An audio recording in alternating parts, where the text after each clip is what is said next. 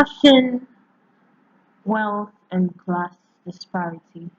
How fashion reflects power, wealth, and class while shaping environmental and social realities.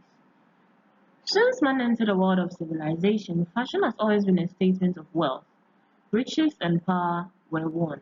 From the silk robes of China to the jewel-encrusted crowns of European monarchs, the materials people were draped in and the accessories people wore weren't just about comfort, but rather a proof of your place in the social order.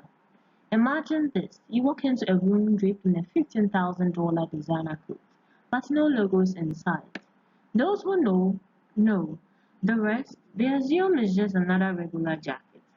That is the essence of quiet or stealth luxury, a concept that the ultra-rich is embracing. In times past, exclusivity was based on craftsmanship and rare materials. Today's world sees a different turn of events in the era of wealth signaling.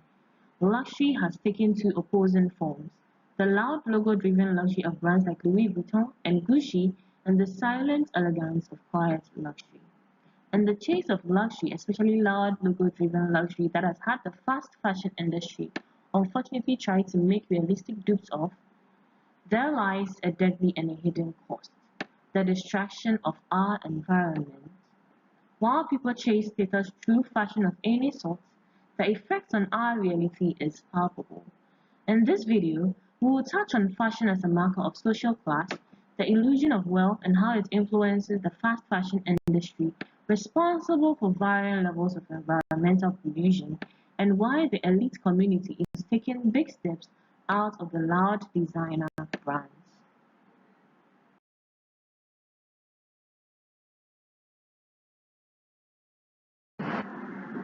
Defining fashion as a status symbol. With fashion as a marker of status and power, it has always been used to separate the us from the them, the elite from the commoners, and the wealthy from the labor class. In Africa, pharaohs in ancient Egypt clad themselves in fine linen, lapis lazuli crusted jewelry, and headdresses made of gold. West African kings adorned in varieties of gold jewelry wore specially hand-woven kente cloths in showcase, which had distinct colorful patterns that spoke of one's level of royalty and state of nobility. In Asia, the silk was more than just a fabric, it was the language of one's belonging to an imperial status in ancient China. Dragon robes were worn only by royals, and the color yellow was reserved for the sole use of the emperor. In India, bespoke clothes such as saris, gold-encrusted turbans, and gold-embroidered robes were made for a family of artisans who have had generational knowledge passed down to them for the Maharajas.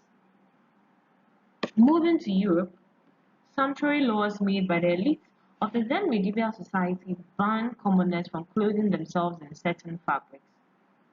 Velvet and deep purple-dyed clothes were reserved for aristocrats. In 18th century France, hand-sewn lace, elaborately embroidered clothes, as well as powdered wig was a fashion statement, pushing the narrative of the elite society being visually distinct from the rest of those that belong to the varying social classes.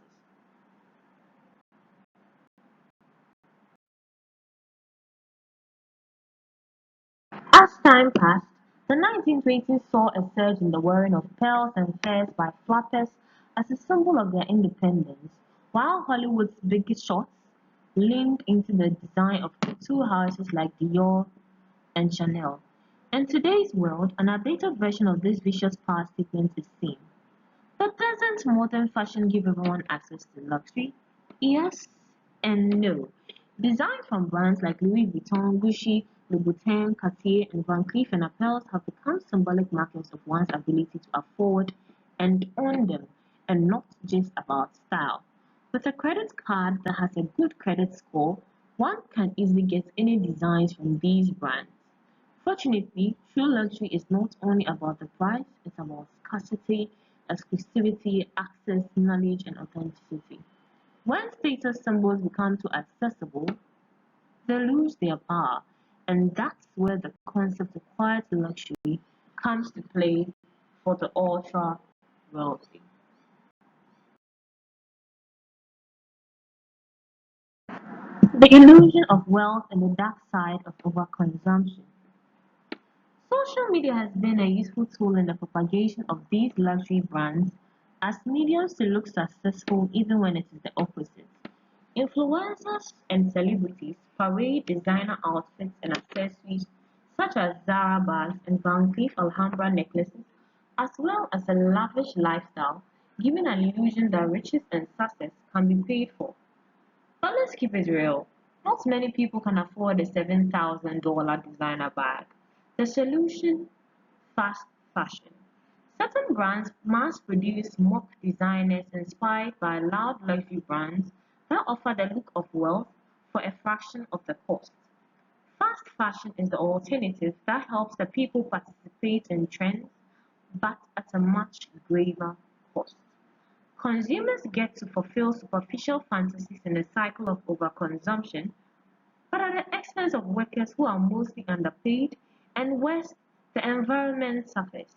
Unfortunately, this cycle of overconsumption benefits the industry and doesn't create the real wealth consumers strive to mimic, as many people go into a great debt trying to keep the illusion of wealth. The grave cost of the fast fashion movement runs deep.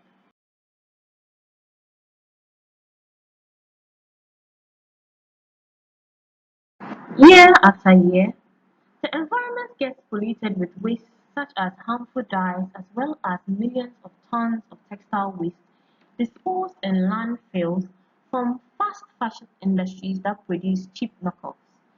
Majority of these clothing mimicking these high-end brands cover these landfills within months.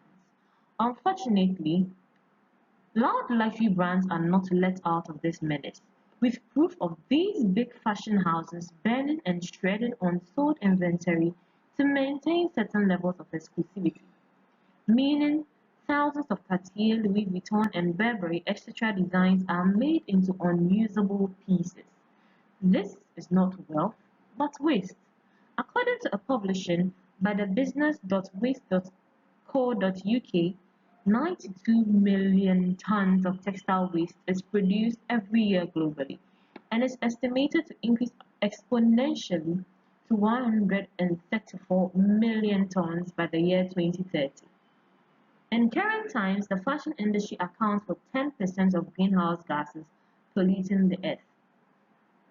As the masses insist on adopting these means of affordable luxury as well as loud luxury, the elites widen the class disparity by adopting a new method: stealth wealth display.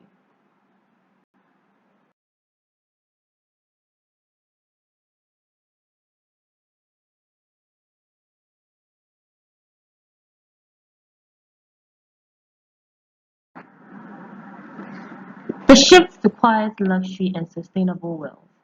Logos and brands are no more the ways the wealthy signal status. As compared to the 2000s where brands were the go-to for the rich, today's economic reality has caused a shift in the language of fashion. When wealth disparities grow, the rich seek invisibility. Thus, quiet luxury, which prioritizes quality, craftsmanship, and exclusivity, not branding, is an easier route for the elite to separate themselves from the have-nots who chase mainstream designer labels in their creation of an illusion of wealth. Brands like Loro Piana, Brunello Cucinelli, and The Row produce suits and cashmere sweaters that look simple but are very expensive. A 5,000 Bottega Veneta sweater? Sure, that is the new power move. For the exclusive 0.01% elite, discreet brands like Kitten, Chiffonelli, and Cesare Attovini specialize in handcrafted suits worn by aristocrats and billionaires. For footwear, John Love and Edward Green create shoes so exclusive that few people know of their existence. In the world of jewelry, Cartier fades away and more under-the-radar brands like Ja, Hamele, Bourgogne, Canet, and Chanel are worn by nobility and exclusive elites. Quiet luxury is for the rich. Indeed, now it showcases a deeper shift in the reflection of what status means. In times past, status was synonymous with opulence, but in today's society, true wealth is displayed in one's discreet showcase of riches.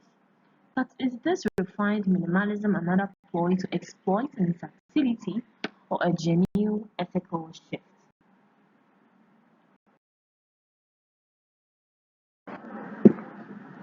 In conclusion, fashion has always been a marker of status and is no more just about clothing, but a reflection of power, class, and environmental implications. As the other classes choose trends and logos, the ultra-wealthy invest in quality and rarity. True luxury isn't about status, it's about quality over quantity, where craftsmanship and authenticity are honored. It is not about trends.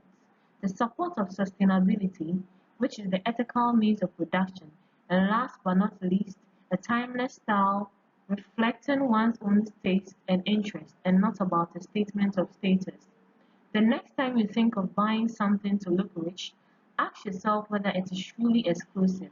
It is built to last or yet another part of the overconsumption cycle because real wealth isn't external adornment but internal capabilities and strength.